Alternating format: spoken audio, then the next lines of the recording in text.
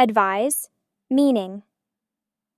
Advise means to give suggestions or recommendations about what someone should do. It involves offering guidance based on knowledge or experience. Definition. Advise is a verb that refers to the act of suggesting or recommending something to someone. It is typically based on expertise, experience, or professional judgment. Examples and sentences. 1. The doctor will advise you on the best treatment for your condition.